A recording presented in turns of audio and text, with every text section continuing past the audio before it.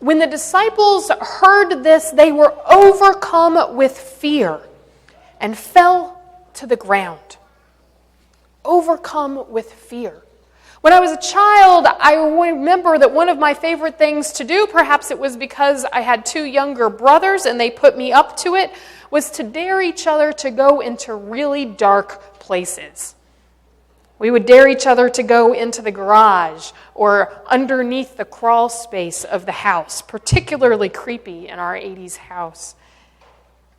But one of the best places for a dare was to dare each other to go under the bridge. We had a creek that flowed through the front of our yard, and there was a little bridge that went over to let the cars go across the gravel driveway, and I would dare my brothers to go underneath there, through the creepy, crawly spider webs, in the dark water, all the way 30 feet it must have been, to the other side.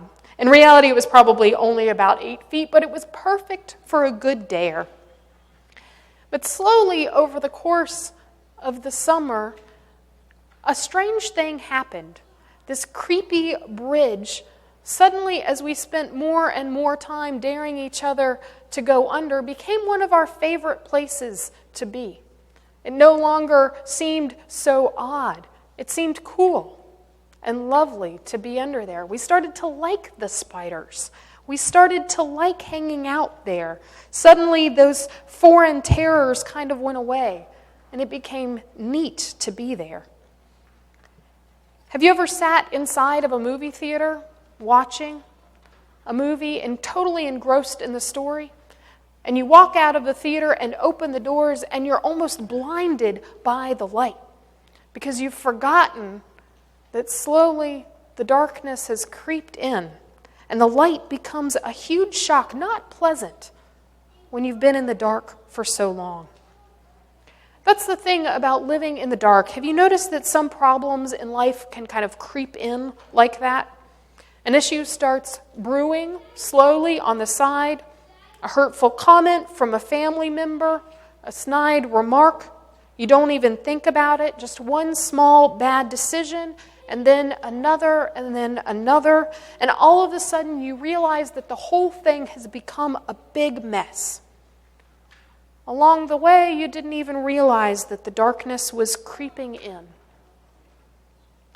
They say that if you throw a frog into boiling water, he'll jump right out. But if you slowly turn up the heat bit by bit, he'll stay in the pot, happily swimming along until it's suddenly too late and the water starts to boil. In case you're planning on making frog legs this afternoon, I suggest you put the lid on the pot, because apparently this is all a rumor. Frogs jump out anyway. They don't like to be in the pot, whether it's hot or cold. But the image holds true. We don't always notice the danger that's creeping in around us.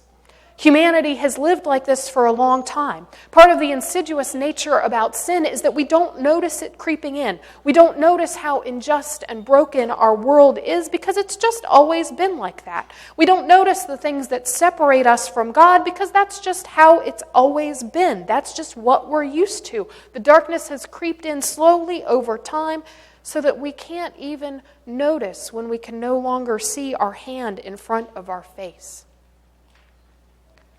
Until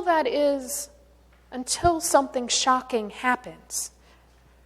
The disciples were humans like us. They had no idea that they were living in deep darkness until the brilliant light of Christ suddenly broke into their world. The gospel writer struggles to explain how amazing this light is. Brilliant light, whiter than anyone could bleach the clothes on earth. Face shining, transfigured, metamorphosized. Words just can't explain how bizarre and wonderful this light is.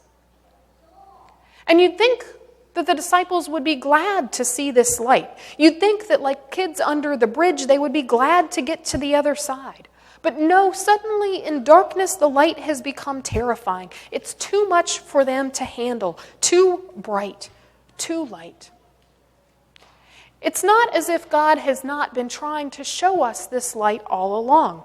Throughout the generations, God has sent messengers to bring the light through God's law. God sent Moses to shine the light of the 10 Commandments. But the people didn't know what to do with the light. They longed to go back to Egypt. When Moses tried to bring them out of the darkness of Egypt, they longed to go right back into that same darkness. At least it was the darkness that they knew. Again and again, through Elijah and Jonah and Amos and Isaiah and countless of other prophets, God tried to show them the light. God tried to lure us back into relationship with God's very being, to bring us back to that goodness and hope and love and light. But we turned our back. Finally, after God tried everything else imaginable, God sent his Son, his most beloved Son. And in this moment of transfiguration that we read about this Sunday, Peter and James and John could no longer ignore it. That brilliant whiteness transformed more than just Jesus' face and clothes. It transformed the very disciples. It transformed them so that when they went back into the darkness of the world, suddenly they could see, for the first time perhaps. They would never be the same.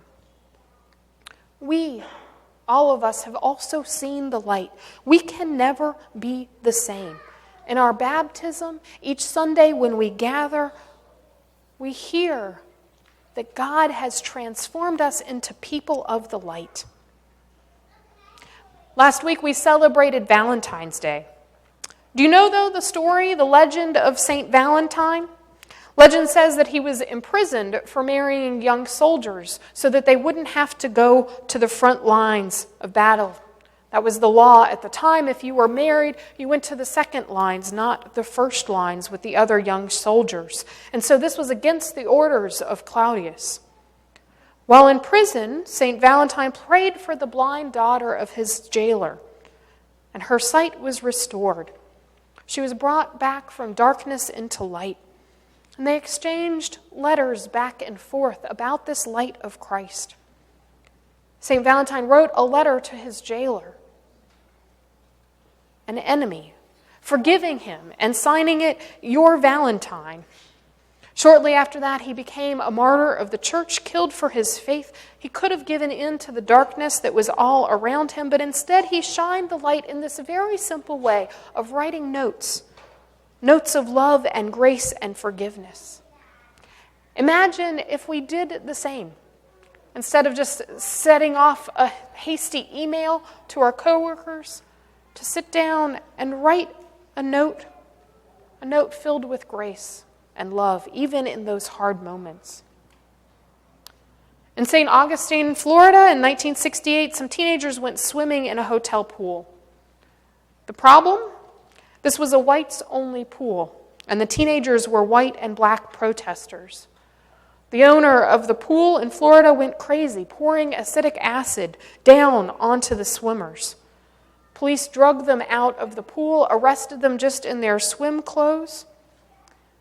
And our nation, having become so accustomed to the darkness of injustice for so long, suddenly in that moment was shocked back into the light. Certainly, the seeds had been laid. Rosa Parks and the Freedom Riders and Fannie Lou Hamer and a throng of other witnesses had been shining light onto the deep darkness of racism.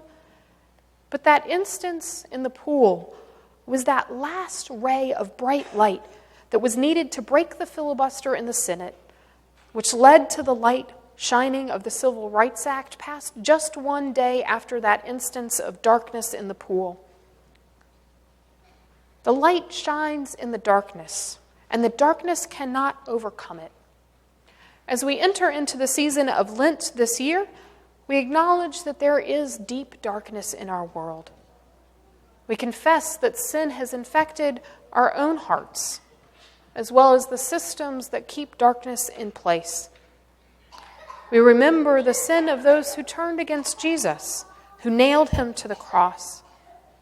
And in the Transfiguration, we also remember that the darkness can never win. We turn our eyes to the face of Jesus, brighter than we can ever imagine. That light goes with you today. Amen.